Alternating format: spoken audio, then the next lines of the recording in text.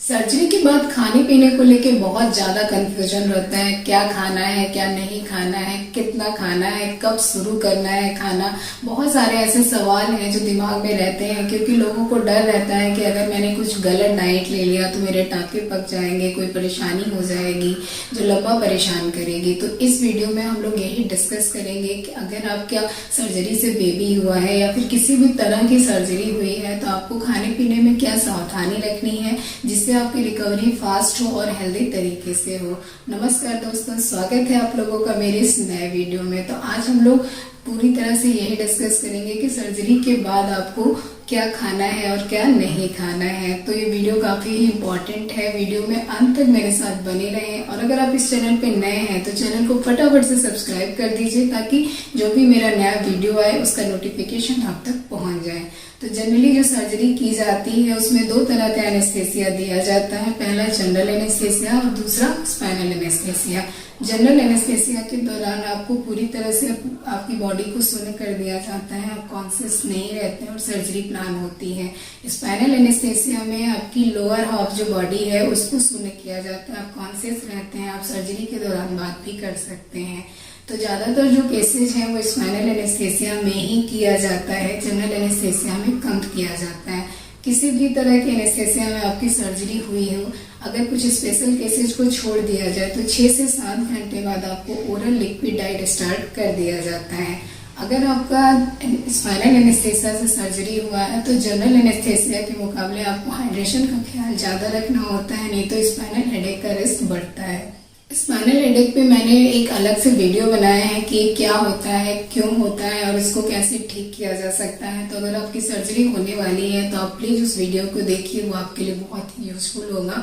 फिलहाल मैं छोटे में बता देती हूँ कि स्पाइनल हेडेक जो है अगर एक बार शुरू हो जाता है तो रिकवरी में समय लेता है, हफ्ता 10 दिन लग जाता है और चलने उठने बैठने में पेशेंट को बहुत पेन होता है।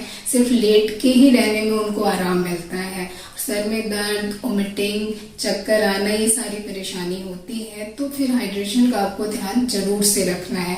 अब हाइड्रेशन का ध्यान रखना है इसका मतलब ये नहीं है कि आप बहुत सारा पानी एक साथ पी लीजिए। जब आपको डॉक्टर ओरल अलाउ कर दें तो आप थोड़ा थोड़ा करके पानी बढ़ाइए, क्योंकि कुछ लोगों में वोमिटिंग की भी टेंडेंसी होती है और पानी पीते ही उन्हें वोमिटिंग परेशानी करने लगती है। तो आपके साथ ऐसा ना हो इसलिए थोड़ा थोड़ा करके आप लिक्विड डाइट बढ़ाइए अपना। अब लिक्विड में जरूरी नहीं है कि आप सिर्फ पानी ही पीजिए, आप नारियल पानी, जूस, छाछ सब कुछ ले सकते हैं, इसमें कोई प्रॉब्लम नहीं है। आप एक आध कप चाय और कॉफी भी ले सकते हैं। आप दूध भी ले सकते हैं, लेकिन उसके लिए आपको 3 से 4 दिन का वेट करना होगा, क्योंकि सर्जरी के बाद ऑलरेडी पेट में दर्द होता है, सूजन और परेशानी होती है, मूवमेंट में रिस्ट्रिक्शन होता है, चलना फिरना बहुत ज़्यादा अलाउड नहीं होता है और दूध में प्रोटीन प्रेजेंट होता है जो एसिडिटी फॉर्म करता है। तो लेटे लेटे आपको ब्लोटिंग, गैस की प्रॉब्लम होती है। तो जब आपका मूवमेंट अच्छे से शुरू हो जाता है तब आप दूध भी ले सकते हैं। सर्जरी के 20 से 24 घंटे बाद आपको डॉक्टर हल्का सेमी सॉलिड फूड अलाउ कर देते हैं। तो आप उसमें दलिया, ओट्स, सूप, पतली खिचड़ी, दाल, पोहा, उपमा, चाय, बिस्किट, टोस्ट, ये सारी चीजें ले सकते हैं। खाते समय भी आपको सेम एक ही चीज का ध्यान रखना है कि बहुत ज्यादा एक साथ नहीं खाना है, क्योंकि मूवमेंट रिस्ट्रिक्शन होता है। तो ऐसे में एसिडिटी और ब्लॉटिंग की प्रॉब्लम होगी। अगर आप एक साथ खा लेंगे तो डाइजेशन में प्रॉब्लम होगी, तो आपको एसिडिटी होगी। तो आपको थोड़ा थोड़ा करके खाना है और कई बार खाना है, तो आप 2-2 घंटे के गैप पे थोड़ा थोड़ा खाते रहिए। सर्जरी के अगले दिन यानी कि तीसरे दिन आपको खड़ा कर दिया जाता है। आपकी जो पेशाब की नली लगी होती है उसको निकाल दिया जाता है, आप मूवमेंट करने लगते हैं। तो इसके बाद आपकी जो नॉर्मल डाइट है, दाल, चावल, रोटी, सब्जी, आप सब कुछ खा सकते हैं, लेकिन आपको बहुत ज़्यादा घी तेल वाली चीज़ें नहीं खानी है। हरी सब्जी और पनीर को आप प्रेफरेंस दीजिए। पनीर को आप नमक लगा के ऐसे भी खा सकते हैं। अगर आपको एसिडिटी की प्रॉब्लम है तो सेब और अनार को अवॉइड करिए, क्योंकि इसमें आयरन ज़्यादा होता है तो एसिडिटी इससे ज्यादा होती है। जब आपकी डाइट अच्छी हो जाती है तो 4th डे आपको जनरली स्टूल पास हो जाता है। तो इसके बाद आप दूध, दही और ड्राई फ्रूट्स को भी अपनी डाइट का हिस्सा बना सकते हैं। आप डेली 2 ग्लास दूध भी ले सकते हैं। अगर आप नॉन वेजिटेरियन हैं तो आप बॉयल एग ले सकते हैं, चिकन या मटन सूप भी ले सकते हैं।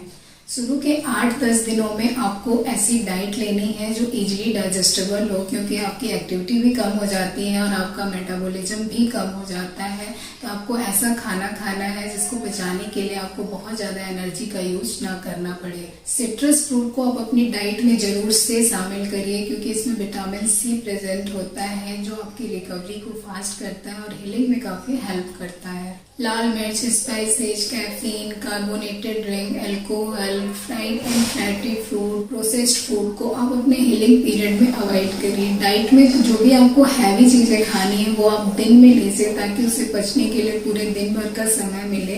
रात के टाइम पे आप लाइट खाने को प्रेफर कीजिए। अगर आप इन सारी डाइट को अच्छे से फॉलो करते हैं तो आपको कॉन्स्टिपेशन जैसी प्रॉब्लम नहीं होगी और आपकी हीलिंग के लिए आपको प्रॉपर न्यूट्रिशन मिलेगा।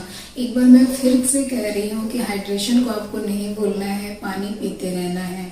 अगर आपका सर्जरी से बेबी हुआ है और आपको ब्रेस्ट फीड कराना है तो कैल्शियम रिच डाइट लेना है और मिनिमम 3 मंथ तक आप कैल्शियम और विटामिन D3 का सप्लीमेंट जरूर से ले लीजिए। इससे आपको जॉइंट पेन, बैक पेन की प्रॉब्लम नहीं होगी, आपके बोन और टीथ स्ट्रॉन्ग रहेंगे, ऑस्टियोपोरोसिस से भी प्रिवेंट होगा।